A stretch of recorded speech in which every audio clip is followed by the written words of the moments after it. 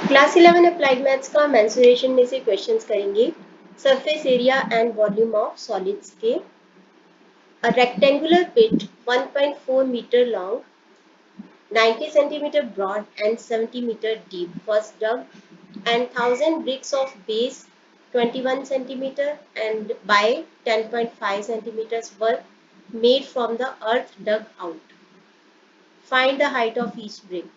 तो एक रेक्टेंगुलर पिट था, गड्ढा खोदा गया जिसकी लंबाई थी 1.4 मीटर। 1.4 मीटर होता है, 1 मीटर में होते हैं 100 सेंटीमीटर्स, तो 1.4 मीटर में होंगे 140 सेंटीमीटर्स।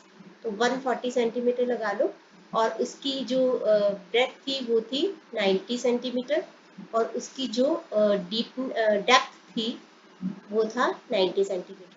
तो इसको खोदने से मिट्टी आई होगी, जो भी मिट्टी आई उसका यूज किया गया ब्रिक्स बनाने के लिए, ईंटें बनाने के लिए यूज किया गया।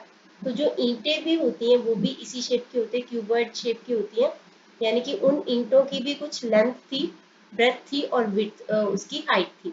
तो लेंथ थी उन ईंटों की जो ब्रिक्स बनाई गई हैं, उनकी लेंथ थी 21 सेंटीमीटर और उनकी जो ब्रेथ थी 10.5 सेंटीमीटर थी, और उनकी हाइट निकालनी है हमें हमें उनकी हाइट निकालनी है। सबसे पहले एक चीज, जब हमने ये गड्ढा खोदा तो उससे जो मिट्टी आई है उसको यूज किया गया 1000 ब्रिक्स बनाने के लिए, और एक एक ब्रिक का वॉल्यूम हमें यहाँ पे होगा, यानी कि ये जो वॉल्यूम ऑफ द पिट होगा, जो भी हमने गड्ढा खोदा है इससे जो मिट्टी आई है वो इक्वल टू होगा 1000 जो कि ब्रिक्स बनाई गई हैं इनटू एक एक ब्रिक का वॉल्यूम। ठीक है, तो वहां से ये फॉर्मूला आएगा, यानी कि वॉल्यूम ऑफ जो पिट होगा that will be equal to एक एक ब्रिक का volume into number of bricks. तो यहाँ पे वॉल्यूम ऑफ पिट क्या होगा, उसकी लेंथ, वॉल्यूम का फॉर्मूला होता है length into breadth into height. तो यहाँ पे आ जाएगा 140 into 90 into 70 is equal to, bricks कितनी है 1000, ब्रिक्स है आपकी 1000। और यहाँ पे वॉल्यूम ऑफ ब्रिक के लिए हमें क्या चाहिए होता है, यही तीनों चीजें, लेंथ, ब्रेथ और हाइट। लेंथ तो है उसकी 21, ब्रेथ है उसकी 10.5, हाइट हमें दे नहीं रखी तो हम उसको मान लेते हैं कि let height of brick is equal to h, इसको हम h मान लेते हैं और वही हमें निकालनी है। तो हम क्या कर सकते हैं, इस h को यहीं पे रहने दो, बाकी सबको उधर ले जाओ।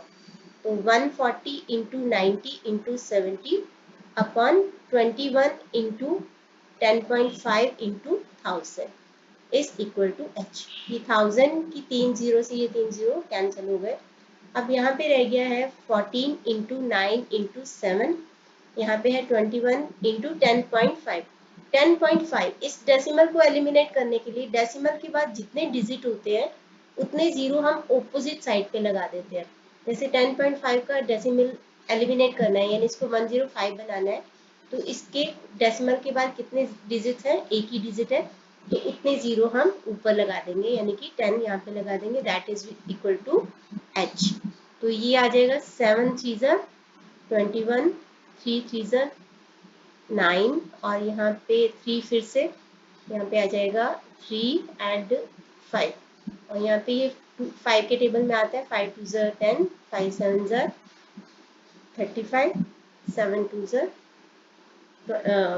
14, तो 2 इंटू 2, तो h आ गया आपके पास 2 इंटू 2 4 सेंटीमीटर, यानी कि उस ब्रिक की हाइट होगी 4 सेंटीमीटर।